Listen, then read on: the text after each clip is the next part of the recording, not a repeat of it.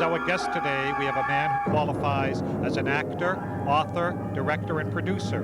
Among his credits in one or more of these capacities are China Beach, Black Sheep Squadron, Lonely Hearts, Taken Alive, and Evening Shade. Please join us in welcoming Robert Genty. And now, here's your man of the half hour, Skip E. Lowe. I just want to tell you all how happy I am to be back in the studio, making a picture again. You don't know how much I've missed all of you. And I promise you I'll never desert you again. Because after Salome, we'll make another picture and another picture. You see, this is my life. It always will be. There's nothing else. Just us. And the cameras. And those wonderful people out there in the dark. All right, Mr. DeMille, I'm ready for my close-up.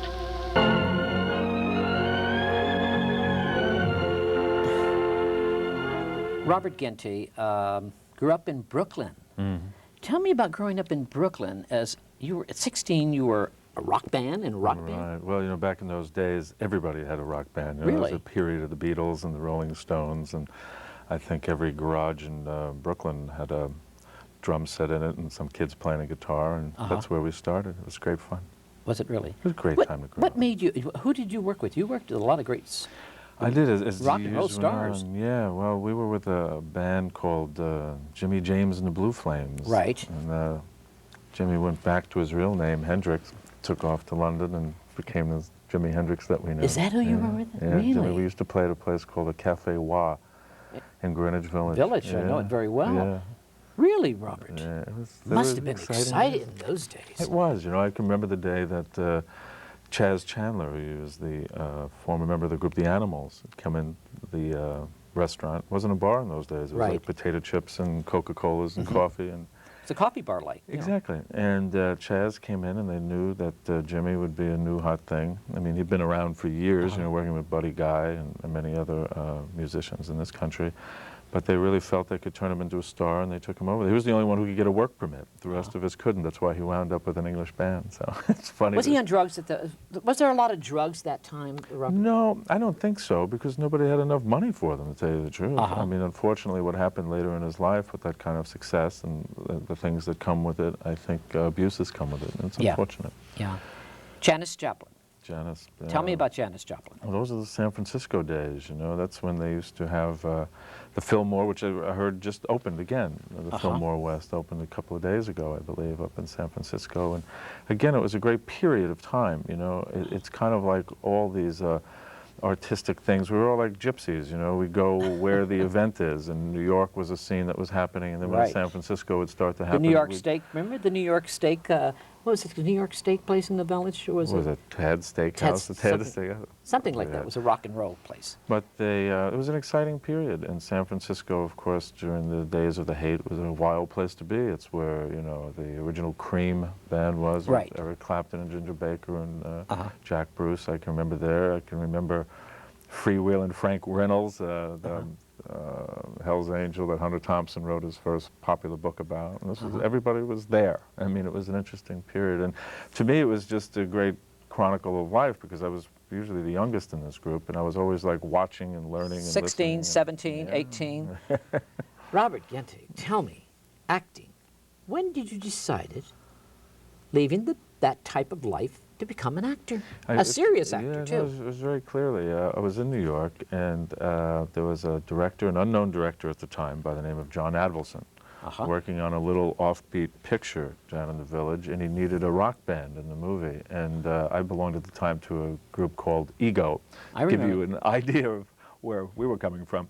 But he needed the band, and we got the job. And I remember being most distressed that you had to pay to join the Screen Actors Guild. I didn't care for this at all, and all these poor individuals being made to sit and wait and audition and things. We didn't do that in the music business. And John and I became friendly, and he gave me a little scene to do in the picture and said, you know, you ought to consider doing some acting, you know, come out and see me sometime in California. And I went to see him in California, but he didn't remember me. But we've become good friends since, and I see him every once in a while. And he's become, of course, one of our most famous directors, directing Rocky and Karate Kid and all these wonderful pictures. But tell me about your theater. This is my love. Tell me about this Irish theater. Well, it's interesting how we all go full circle. Oh, you know, God. My professional career really started off in the theater on a high note, in the sense that I used to be Hal Prince's assistant. Were you really? Yeah, I was. I wrote Hal a letter. I simply. What do you mean you were his assistant? You mean? I was his personal assistant while he was directing with the Phoenix Repertory Company. This is right around the period when commercially he was doing things like What the Smiles of a Summer Night, the famous Sondheim thing. Oh yeah, I can't remember. And then, you know, Company. I mean, this was the Right. king of Broadway, and I simply wrote a letter to him talking about how much it meant to me to watch his work, and was there some place I could fit in here. And he gave me an interview, and next thing you knew, I was his assistant, and learning a great deal, and traveled with the company. He was directing a play called The Great God Brown, a Eugene O'Neill play. Right. And Hal's always been directing things like this. I mean, he did a famous O'Casey play back in New York a few years ago. And it's interesting that after that experience, and then getting fortunate enough to be seen in an acting part by a wonderful woman named Renee Valente, who's still a very close Renee friend. Valente, that is his wife? No. Renee Valente is a casting director out here. Right, who became a producer in her own right, and she'd seen me do a play in New York and brought me out to California, which Is she started that responsible whole for you career. to come out here then? Very much so. Yeah, Really? Yeah. And I still know all these people. What was which is this? really You nice. certainly do. What was this part that she brought you out for? Those days, I guess with Screen Gems, Columbia used to have all those police shows, you know, like Police Story and Right. Police Woman, and one show after another. So actors had a great opportunity to be playing a different type of role every week. It wasn't like you were just cast for whatever your type was. You could really come in and play the villain or the hero or this one or this one. And every week you were doing different types of roles, and it was great training. And it was a great period to be here. There was lots of work and lots of opportunities. So great character actors worked all the time. I think so. I mean, I think that's what actors really ultimately want to do. I think. They don't want to be leading actors, do they? I don't think so. I think They want to be people actors. feel trapped in that sometimes, and I think that's why you find so much dissatisfaction. I mean, to be perfectly frank, it happened to me. I mean, I hit a thing in the 80s of these action-adventure movies, things like The Exterminator. You did a lot of those adventure movies. They did. I did kind of one after. I used to about do 2, 3 a year, actually. And to be perfectly honest, I would take the role based on usually where it was being shot. I became fascinated by traveling the world and realized that acting would allow me to do this, because I always knew what my goal was towards writing and directing. So the wonderful acting roles were not particularly coming my way. The money and the opportunities were in these action movies, Exterminator, Retaliator, these type of pictures. And I took them because I'd want to go live in Rome for a year. So I'd go to Rome and do 2 pictures, or I'd live in France for a year, or I'd live in England and did 3 pictures in Africa. I mean, these just became, living life became more fascinating than making believe about life. Right. But you direct, you're right. You have done the Vietnam thing. Tell me about the Vietnam. Oh, this means a great deal to me. This is You a wrote big this, you change. directed, Yeah, I you wrote produced and directed it. Yes, and produced it. It's called Vietnam, Texas. Right. With the wonderful actor Dr. Hung Noor, who won the Oscar for The Killing Fields. Right. And 2 wonderful actresses who went on to great careers in the recent film Joy Luck Club, which is a wonderful picture. That was a young actress named Tamlin Tamita and a wonderful Vietnamese actress named Q Chin. This was my cast. And we told a very moving story about a Catholic priest within the Vietnamese community here in America.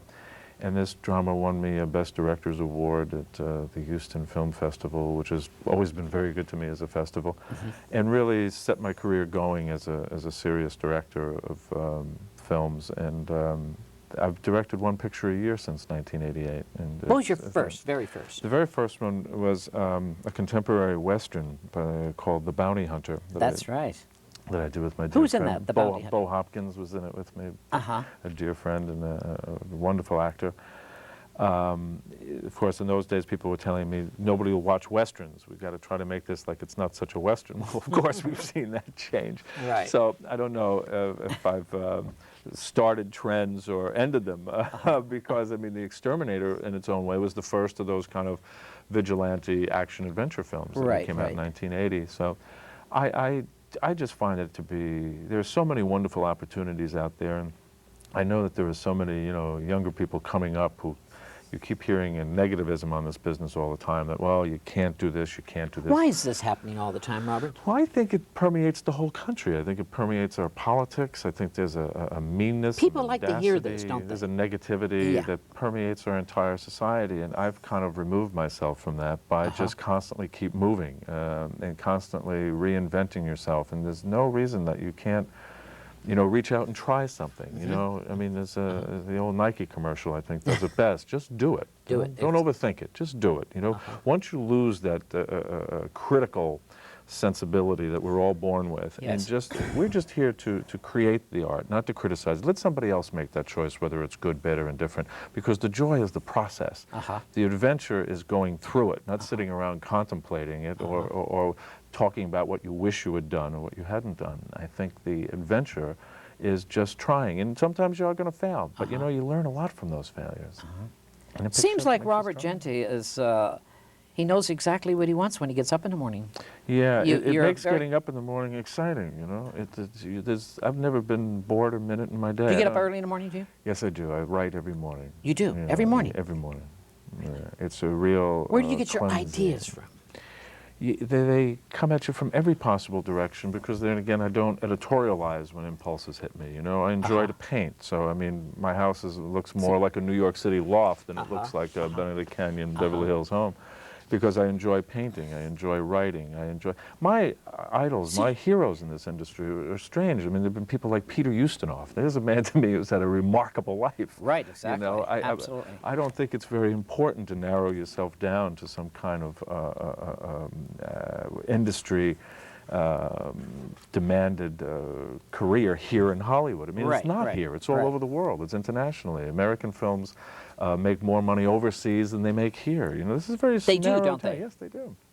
And I was very much in the forefront of that, fortunately. So I was able to get into that business, as you would say.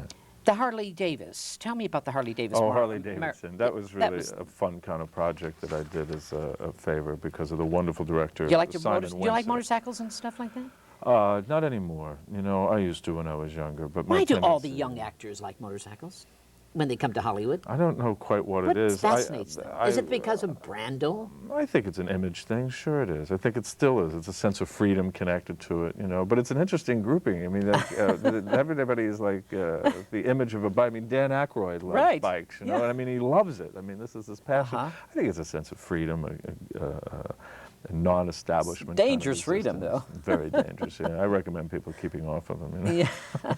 I've certainly fallen off enough of them. What has been the hardest for Robert Genty in your career? What has been the hardest? Personally? Yeah, you know, because you do so much. You write, you paint, you direct, you're teaching. You do everything. You're an actor. I think the hardest thing is keeping your personal life together, to tell you the truth. Personally? Right, sure, because the traveling takes away a lot. You know, there's such an interesting thing I read recently in the New York Times about Isabella Rossellini, who's the woman I absolutely adore. You too. I just adore this woman. Why do you adore her so? She looks... I adore her too. Like from another period, from another time, the texture of her voice, the look of her as a woman. I think, you know, women her age and women her look are just gloriously beautiful. I don't have this worshiping of youth and the age consciousness of Americans Hollywood. do, though. They really do. They love that age consciousness. Strange, and yet when you sit in a Paris cafe, you can see some of the most beautiful women in the world. In the world. And they could be well over the age of 40. Of 40, They absolutely. can be extraordinary. It makes me want to go right there now. In fact, I am sad about not being in Paris for a long time, because I think that's really my... is that your favorite place? Yeah. It's mine, too. It really is. Tell me about Paris, the days you were living in Paris.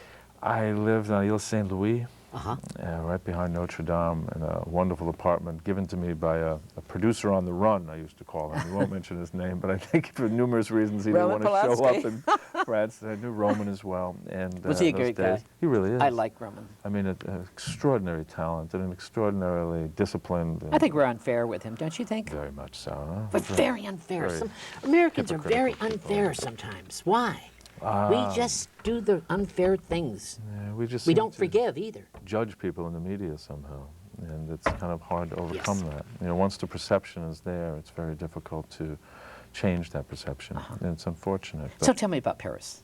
I want to know more about Paris, your love, and England and Rome. You're Tell me right. about that, because I lived in those places. I love those places. My It's favorite. true. Well, the architecture is the first thing that hits your eye. I mean, how can you walk down a street in Los Angeles and not feel sad about the way this place looks? I mean, just it's a city without style, without elegance, without a sense of itself. You know, it wasn't constructed for that. It was, you know, created as a factory town, and it's remained a factory town. So I find myself wanting to go to Paris just for to cultivate the creativity within yourself. You write more there. I've never had a problem with the self-induced isolation that a lack of the language gives you. I don't speak fluent French, and yet I've never had a difficulty Don't have with it. difficulty. I've recently written with my partner Sterling Silliphant, the Academy Award-winning writer. He and I have created a television series for Paris that we have there now, so hopefully other television authorities would have the romance with Paris that I have. Tell me about your directors on this is a wonderful company, an important part of my life at Introvision. Introvision, we've become very hot recently because of the very famous train and bus sequence in the Fugitive, the Harrison Ford picture that was enormously successful. Those visual effects were done over at Introvision, and it's really put the company over the top in terms of So you did all the success. Harrison Ford things, They did the part of dealing with the train and crash, which, you know, audiences in theaters would stand up and applaud. You know, it's what you call a dual projection system, rather than just doing things in front of a blue screen. And it's a very special, very affordable, and very director-friendly process, because instead of, as you know, with special effects, they're usually done with blue screens or with computers.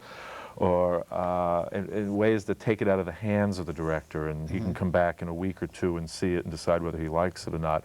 This is a system where he looks right through the lens of the camera, and you see the shot exactly what you're going to see in the motion picture. And this is a great tool, and we've had great success with Sam Raimi and Peter Weir and some Bruce Robert, Beresford. I'm looking at you, camera, looking through that camera, the eye of the camera, when you direct, because you did Evening Shades. Yes. Burt Reynolds. Doing. Yeah, it was a wonderful opportunity. That was great. Working with Burt Reynolds. Difficult, first of all? Not at all. I mean, this man, to me personally, is one of the most giving back to this industry individuals. I know outside of maybe Bob Redford and Sundance, people forget about Burt's school and theater down in Jupiter, Florida. Right. People also forget that this man, as I like to affectionately call him, the Joe DiMaggio of the business. I mean, in terms of long runs that'll never be broken. He was the #1 box office star in this world for 7 years. No one's ever going to do that again. No star will maintain that kind of position. This is a man who loves theater. Was he in the world, all over the world? Yeah, he was the #1 Really? box office actor in the world at his time. And, you know, this show means a great deal to him. His cast, this lovely cast of Charles Durning and Elizabeth Ashley and Mary Lou Henner and Hal Holbrook and Annie Wedgeworth and Michael Jeter. I mean, the cast is just extraordinary. The producers are fabulous. Harry Thomason and his wife, Linda Bloodworth Thomason. I mean, these are people who, again, for some reason seem to have been getting slammed in the press for political reasons, but they're the most un-Hollywood people you'd ever want to meet. Are they really un-Hollywood? Very much so. I mean, these people are Arkansas people, and I like Arkansas people. I do too. They're real people. I do too. They I do really too. are. They're real people. I mean, Harry used to be the football coach back there in Arkansas, and that's why Burt plays a football coach. So talking about Arkansas, you must like Clinton. I do very much. I think he's a very brave man, you know. Brave? I think he is. I think he goes up against establishment forces that will do anything and everything they can to discredit and take the focus off what he's really doing in this country, which is risky. And, you know, we've become so used to politicians who don't take risks. We find it odd, and I don't think we even know how to adjust a way of thinking to a man who, right, wrong, or indifferent, he's an active president. He's a man who's making a contribution. He's not, you know, sitting, letting this country continue to go down the way it was. And let's face it, it is. I mean, all you have to do is see our streets. I mean, how many more homeless people are we going to put on these streets until we decide that we have to do something about it? How many more people are going to be rejected from hospitals, which are very profit-making organizations, because they don't have enough money to have things that we have to give them? We have plenty. I was just at an event recently where an individual from the South mentioned to me, I mean, this gentleman was an extraordinarily successful and wealthy individual with medical equipment. And he says, do you know how much of this that we just junk in this country, that we do nothing with because we have an overabundance of it? And we are these people, and yet we can face up to the fact that to keep the prices up there, we want to prevent people from being taken care of. It's unfortunate. Seems like Robert Genty is very concerned what's happening out the world there, I think so, and I'm concerned because actors, a lot of people think actors are not. Right. Well, They really do. I find... But you seem like you're very concerned. I think you'll find many actors and people in our business are. I mean, when you think about the charity events that we've become to take for granted, Right.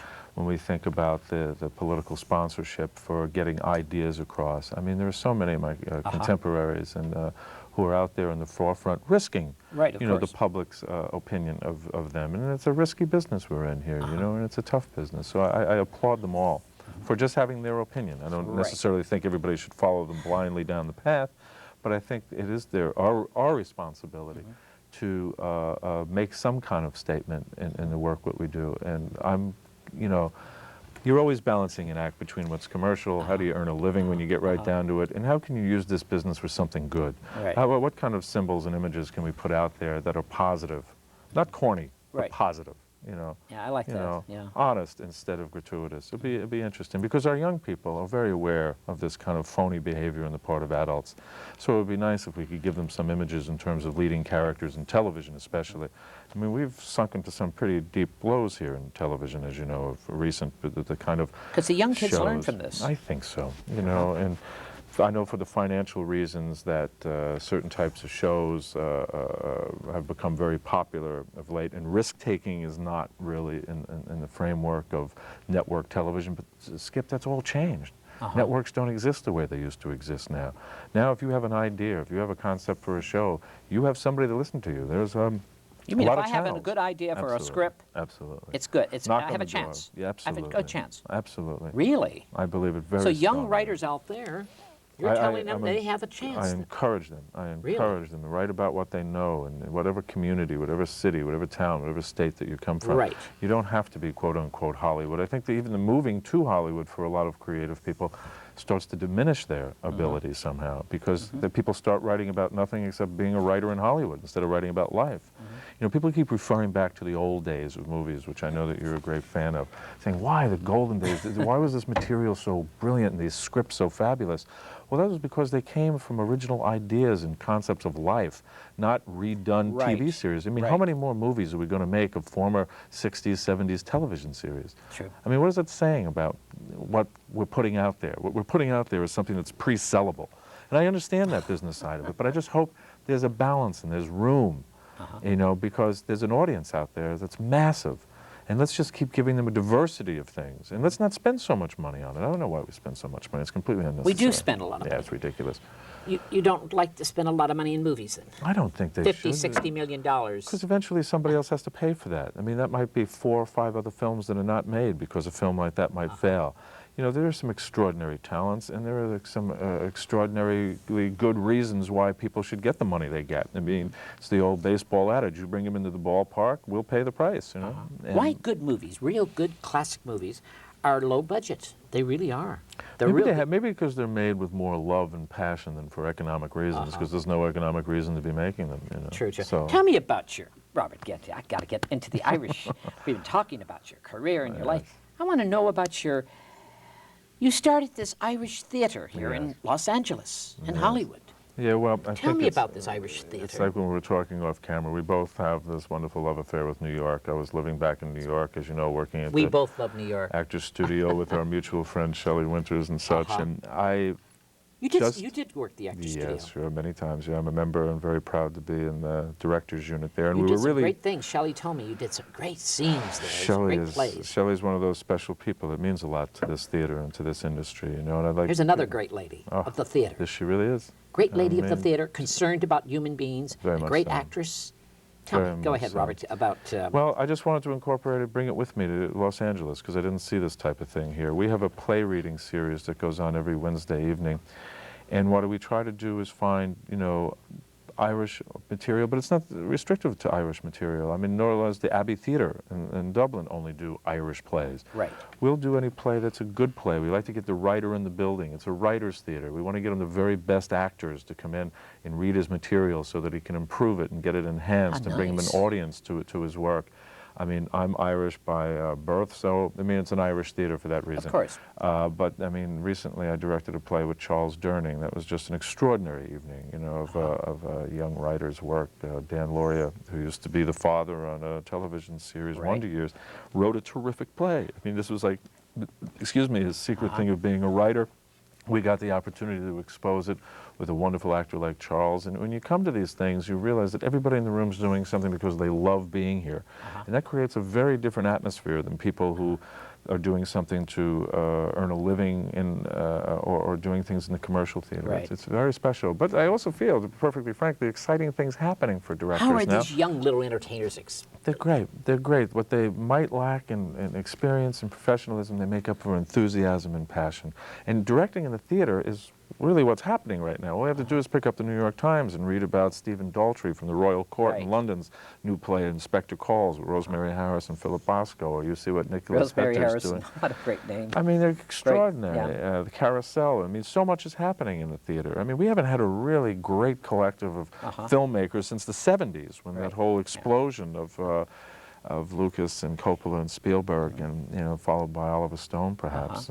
But so many things are happening in the theater, and it allows me to direct every day. I'm always got a play in some stage of developing. And I always have a film going, but I'm not one for sitting around having lunches discussing movies. I want to just get out and You don't shoot. like lunch. No, That's California. I'll have lunch. We don't do lunch. I mean, that's... Robert Genty has his own style. Well, thanks, That's the word style. See, California people don't have style. Or anyone here, they don't have style. That's what they're lacking, style. Anyway, let's forget about their style. I want to know about. I want to know more about this beautiful Irish theater, and also, what has been the biggest lesson that you have learned? You've done so much. Trust and creativity, to trust in the process, to not live in a state of panic as you get down to the deadlines of it's showtime. It's alive. You know, your heart's palpitating. Is the show going to be ready? Course, Is the actor's going to be there? I mean, it's alive. And I need, and I think all of my contemporaries need to capture more of that in motion pictures instead of doing formula pictures that have been rehashed of a movie you've already made. You become as typecast as a director as you do as an actor. And of course, what an audience is begging for and asking for is something new and different. Look at a little film from Mexico comes out and changes the way people perceive movies. It becomes the most successful independent film of our time, like Water for Chocolate and Crying Game. And it's interesting that the Irish, and my friend Jim Sheridan, who directed My Left Foot and In the Name of the Father, who's also involved with my theater, makes these pictures, and he finds an audience for them. They're there. People are interested in this kind of work. So you have some great people running with this theater. Yeah, we really do. Well, we're the only Class game A in town. actors, and directors, and Absolutely. We've writers. been just very, very fortunate in who's been coming in the door, and it keeps growing every week, and it's an exciting feeling. I remember when you stopped by one time. This we were is at just the very beginning. it's on Fairfax? It's on Fairfax and Fountain, and what used to be, well, it still is St. Ambrose What Church. days are you there? I'm there every Wednesday evening. Every Wednesday. at Anyone can 7:30. stop in? Anybody can come in. Free? We're It's welcome. free? It's absolutely free. Really? I don't believe love actors should be charged money for the right to act, and I want people to come in and see the beginning process of the theatrical event, and that starts with the stage reading. And I'm telling you, when you come in there and we've got a hot play and you've got some actors who are really cooking up there, you catch the heat in the building. It's very exciting. It's like discovering something. You know, I got such a wonderful compliment the other day when someone said to me, you know, I had forgotten that they were actually reading the material. And this is a great compliment to the theater and to our group of people who put this together. And this is, I don't know, many directors have done this before. I mean, Orson Welles had his Mercury Theater. You know, Tim Robbins has his Actors Gang. Well, I mean, Robert Genty's got his now. and we've got our Irish gang, so we're having a great time with it. It's fabulous. I really appreciate talking to you today. It's been a You're ball. just a great guy and a great director, too. You've done some great things.